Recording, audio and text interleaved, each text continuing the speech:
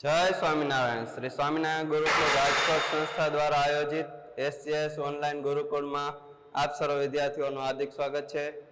હું સંજય બકોત્રા, ધોરણ 6 ની અંદર વિદ્યાર્થી મિત્રો આપણે વિજ્ઞાન વિષયની અભ્યાસ કરવાના છીએ. કેમ છો વિદ્યાર્થી મિત્રો? મજામાં? All of you very good morning. આજે આપણે વિજ્ઞાન વિષયની અંદર ધોરણ 6 માં કંઈક એવો પાઠ અભ્યાસ કરવાના છીએ કે વસ્તુઓના જૂથ બનાવવા. ચોથો પાઠ છે, જે નવો એકમ આપણે શરૂ કરવાના છીએ. આની પહેલાનો જે આપણે એકમ જોયો હતો એ કાપડની વાત આપણે કરી હતી, બરાબર? તો હવે આ જૂથ વસ્તુઓના કેવી રીતે બનાવવા એની સંપૂર્ણ અહીંયા સમજૂતી મેળવવાના છીએ. આપણે જીવન જરૂરિયાતની રોજબરોજની વસ્તુઓ છે એનો કેટલી બધી વસ્તુઓનો ઉપયોગ કરતા હોય છીએ, પણ ઘણી વખત એવું થતું હોય વિદ્યાર્થી મિત્રો કે આ વસ્તુઓ કઈ રીતે, કેમાંથી મેન્યુફેક્ચરિંગ થાય છે, એમનું કઈ રીતે બને છે, બરાબર? કઈ ધાતુ છે ને ધાતુની છે, પ્લાસ્ટિકની છે, લોખંડની છે, એની આપણને ખબર હોતી નથી. લાકડાની છે, કાગળની છે, એવી કેટલી બધી વસ્તુનો આપણે ઉપયોગ કરતા હોય છીએ. એક સામાન્ય ઉદાહરણ વિદ્યાર્થી મિત્રો હું તમને આપું તો આપણે દિવસ દરમિયાન જે સવારથી લઈ સાંજ સુધીમાં જે વસ્તુઓનો ઉપયોગ કરીએ એમાં વિદ્યાર્થી તરીકે આપણે કઈ કઈ વસ્તુઓનો ઉપયોગ કરીએ તો સવારમાં ઉઠીને બ્રશ, કોલગેટ છે, પછી ઓરિયું છે, પછી ટમ્બલર છે, ડોલ છે, બરાબર? પાણીનો નળ છે, પાણી છે, એ તો સ્ત્રોત થયો, પણ એવી ઘણી બધી વસ્તુઓ છે. દફતર બેગ છે, આપણું સ્કૂલ બેગ, પછી આપણે સ્કૂલે બેસીએ બેન્ચ છે, સ્કૂલની અંદર આવેલું બોર્ડ છે, વ્હાઇટ બોર્ડ, બરાબર? અન્ય નોટબુક છે, તમારી બોલપેન છે, એવી ઘણી બધી વસ્તુઓનો આપણે દિવસ દરમિયાન ઉપયોગ કરીએ છીએ. તો આપણે પાઠની શરૂઆત કરશું 4.1 આપણી આજુબાજુની વસ્તુઓ. વિદ્યાર્થી મિત્રો અહીંયા જોઈએ આપણે તો આપણે જોઈ ગયા કે આપણે આપણા ખોરાક અને કપડામાં જે આગળનો પહેલો, બીજો અને ત્રીજો પાઠ જે આપણે અભ્યાસ કર્યો એમાં આપણે ખોરાકની પદાર્થોની વાત કરી, કપડાની અંદર વાત કરી, વિવિધતાની. એ વિવિધતા રહેલી છે અને બધા જ સ્થાને આવી વિવિધતાવાળી અનેક વસ્તુઓ છે એ રહેલી છે. આપણે જોતા હોય છે કે આપણે આજુબાજુમાં જે કઈ વસ્તુઓ આવેલી છે, જેમ કે મેં પહેરેલા કપડા, તમે પહેરેલા કપડા, એમાં પણ કંઈક ને કંઈક વિવિધતા હોય છે. કાપડમાં ચેન્જ હોય છે.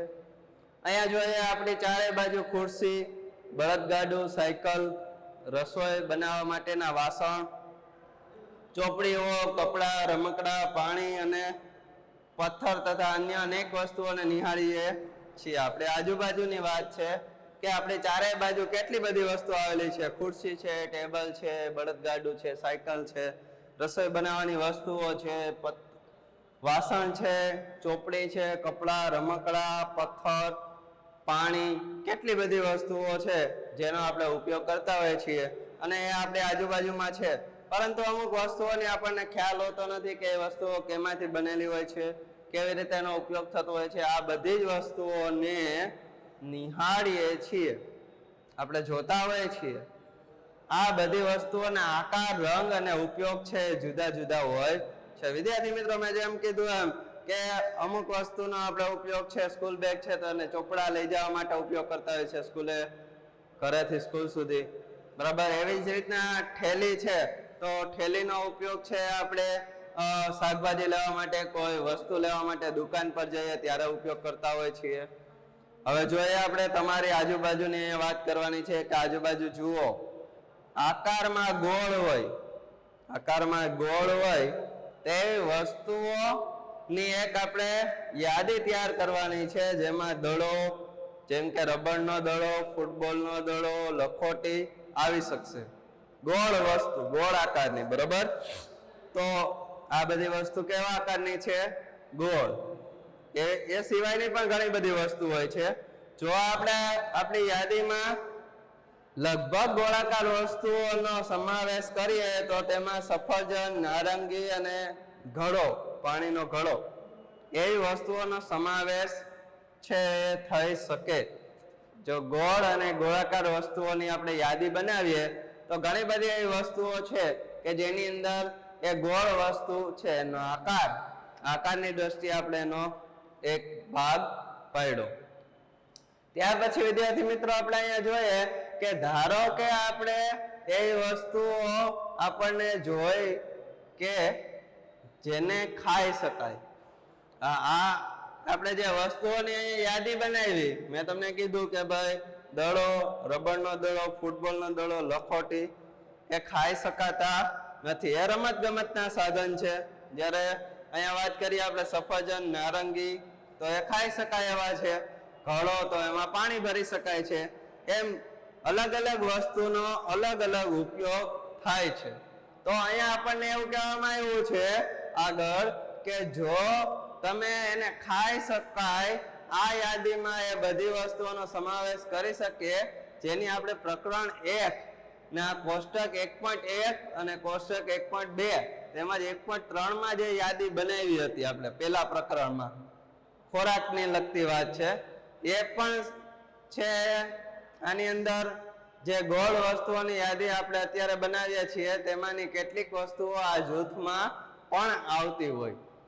હવે આપણે જે ખોરાકમાં લેતા હોય એવી વસ્તુઓમાં પણ ઘણી વસ્તુઓ છે ગોળાકાર છે. સફરજન છે, નારંગી છે, તો એનો આકાર ગોળાકાર છે. તો એની વસ્તુઓની યાદી પણ એ આપણે ગોળાકાર વસ્તુઓને એમાં ખાઈ શકીએ એવી વસ્તુઓની યાદીમાં એનો સમાવેશ કરી શકીએ. માની લો કે આગળ આપણે જોઈએ કે આપણે પ્લાસ્ટિકની વસ્તુઓનું એક જૂથ બનાવવા માંગીએ છીએ.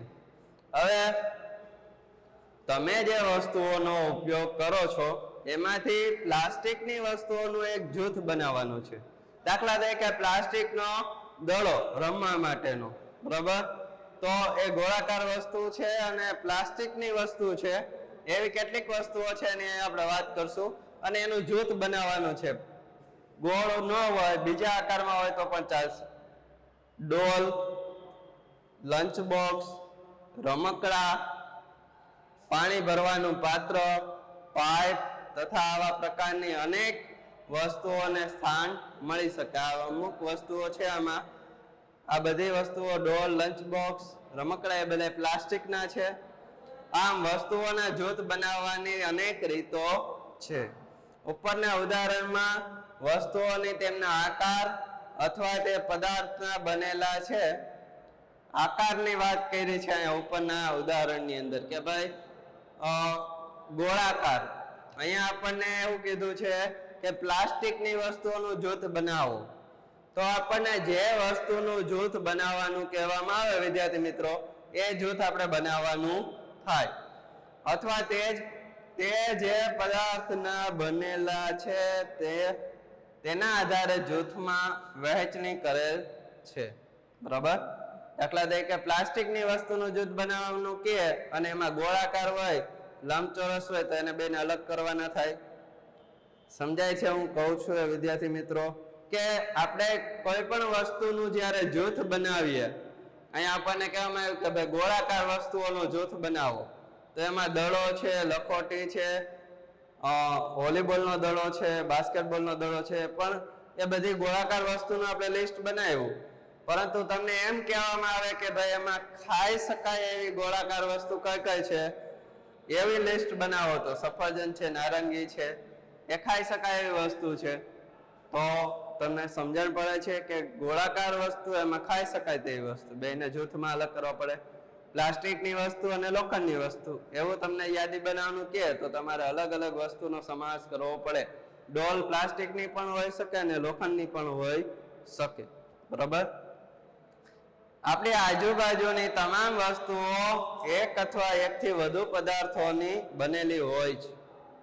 આ પદાર્થો કાચ, ધાતુ, પ્લાસ્ટિક, લાકડું, રૂ, કાગળ, કાદવ અથવા માટીની હોઈ શકે છે. શું તમે પદાર્થોના અન્ય વધારે ઉદાહરણ વિશે વિચારી શકો છો? કે દાખલા તરીકે આપણે એમ વાત કરીએ કે કાચની વસ્તુઓની યાદી બનાવો, તો તમે લોકો બનાવી શકો? વિદ્યાર્થી મિત્રો, કાચની વસ્તુની યાદી બનાવવાનું વાત આવે તો કાચના ચશ્મા છે, કાચનું ફ્લાવર પોટ છે, બરાબર? ટીવી છે, એમાં કાચ હોય છે. બીજી ઘણી બધી એવી વસ્તુઓ હોય છે જેની અંદર કાચ હોય છે. અરીસો છે. તો ઘણી લાંબી યાદી બની શકે, બારી છે, બરાબર. ત્યાર પછી તમને એમ કહેવામાં આવે કે ભાઈ કાગળની વસ્તુની યાદી બનાવો, તો કે નોટબુક છે, સ્વાધ્યાય પોથી છે, પૈસા છે, બરાબર. એવી કેટલી બધી વસ્તુઓ છે જે કાગળની બને છે, બરાબર. ત્યાર પછી આપણે વાત કરીએ લાકડું. તો લાકડાની વસ્તુઓ તો કે ભાઈ પાટલો છે, ટેબલ છે, બેન્ચીસ છે, એવી અનેક વસ્તુઓ છે જે લાકડામાંથી બને છે, બરાબર. ત્યાર પછી આપણે વાત કરીએ ગાડું છે લાકડાનું. રૂની વાત કરીએ, રૂમાંથી તો કે ભાઈ ઓશિકા છે, ગાડલા છે, ગોદડા છે, તો એ રૂની બને. માટીની વાત કરીએ, ઘડો છે, તમારે પૈસા સંગ્રહ કરવા માટે, બચાવી રાખવા માટેનો જે તમને ખ્યાલ જ હશે, જે ગલો એ માટીનો હોય છે, ગોરો માટીનો હોય છે, તાવડી હોય છે, વિવિધ વસ્તુ માટીની પણ જોવા મળે છે. અત્યારે તો માટીમાંથી બોટલ પણ બનાવવામાં છે પાણી પીવા માટેની, બરાબર. ધાતુની વાત કરીએ તો ધાતુમાં છે ચેન છે સોનાનો, ચાંદીના સાંકડા છે પગમાં પહેરવાના, લકી છે હાથમાં પહેરવાની. તો આ બધી વસ્તુઓ, સિક્કા છે, બરાબર. તો આ બધી વસ્તુઓ અલગ અલગ જૂથમાં આપણે વેચી શકીએ.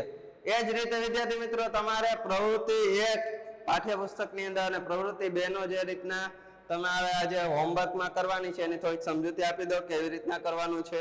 પહેલા પ્રવૃત્તિની માહિતી લખવાની છે તમારે નોટબુકની અંદર, અને ત્યાર પછી તમારે એનું કોષ્ટક બનાવવાનું છે. અહીંયા 4.1 કોષ્ટકની અંદર તમને કહેવામાં આવ્યું છે કે ભાઈ વસ્તુઓ જેમાંથી બનેલ છે તે પદાર્થોની ચર્ચા કરવાની છે.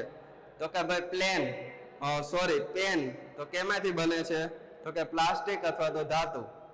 એવી રીતે તમારે આખી યાદી તૈયાર કરવાની છે. પુસ્તક તો કેમાંથી બને છે, તો કે કાગળ, બરાબર. કબાટ તો કે લાકડું અને લોખંડ. એવી રીતે વિવિધ વસ્તુઓ કેમાંથી બને છે કોષ્ટક તૈયાર કરવાનું છે તમારે લેસનની અંદર. પછી 4.2 એવી જ રીતના બીજી પ્રવૃત્તિ છે, એની અંદર એવું કહેવામાં આવ્યું છે કે સમાન પદાર્થ બનેલી વિવિધ વસ્તુઓ છે એની વાત કરવાની છે. તમારે ખાસ કોષ્ટકમાં લખવાનું થશે. ન સમજાય ત્યાં તમે પૂછી શકો છો કોમેન્ટ દ્વારા, અથવા તો તમારી રીતના પ્રયત્ન કરજો, આમ તો આવડી જાય એવું જ છે. દાખલા તરીકે તમને એમ કહેવામાં આવે કે ભાઈ ચામડું કેમાંથી મળે, ચામડામાંથી શું બને, તો કે બેગ, પાકીટ, ચંપલ, પર્સ, બરાબર. એમ કહેવામાં આવે કે પ્લાસ્ટિક, તો કે ભાઈ પ્લાસ્ટિકમાંથી શું બને, તો કે ભાઈ ડોલ, ટમ્બલર છે, પેન છે, રમકડા છે, એ બધું પ્લાસ્ટિકમાંથી બને છે. અહીંયા આપણે શીખા જ છીએ. એવી રીતના કોષ્ટકમાં તમારે લખવાનું છે અને બંને પ્રવૃત્તિ લેસનની અંદર તમારે કરવાની છે. ચોથા પાઠની આપણે પ્રસ્તાવના દ્વારા શરૂઆત કરી કે આપણે આજુબાજુની વસ્તુઓની વાત કરી. આ ટોપિક છે તમને સમજાઈ ગયો હશે. થોડીક વાત કરી દઉં કે અલગ અલગ જૂથમાં તમારે વેચવાનું છે. દાખલા તરીકે પ્લાસ્ટિકની વસ્તુ તો એનું અલગ જૂથ બનાવવાનું, કાચની વસ્તુ તો એનું અલગ જૂથ બનાવવાનું, તમને એમ કહેવામાં આવે કે ધાતુની વસ્તુ તો એનું અલગ જૂથ બનાવવાનું, બરોબર. એ પછી કેમાં ઉપયોગમાં આવે છે, કઈ વસ્તુ કેમાં ઉપયોગમાં આવે છે એનું પણ જૂથ બનાવવાનું થશે. નેક્સ્ટ આપણે આગલા લેક્ચરની અંદર આપણે અભ્યાસ કરશું વિદ્યાર્થી મિત્રો. તો આજનો લેક્ચરમાં તમને આનંદ આવ્યો હશે અને એક નવીન વસ્તુ જાણવા મળી હશે કે અલગ અલગ વસ્તુઓના પણ જૂથ હોય છે, બરાબર. અને એના ઉપયોગ ક્યાં ક્યાં થાય છે એની આપણે આગળ ચર્ચા કરવાના છીએ. તો વિદ્યાર્થી મિત્રો, જો આ વિડીયો તમને મારો પસંદ આવ્યો હોય તો જરૂરથી લાઈક કરજો અને આ વિડીયો બીજા તમારા વિદ્યાર્થી મિત્રો હોય છે એમને શેર કરજો અને અમારી YouTube ચેનલ છે સબસ્ક્રાઇબ કરજો. આપ સર્વ વિદ્યાર્થીઓને મારા હેતથી જય સ્વામિનારાયણ.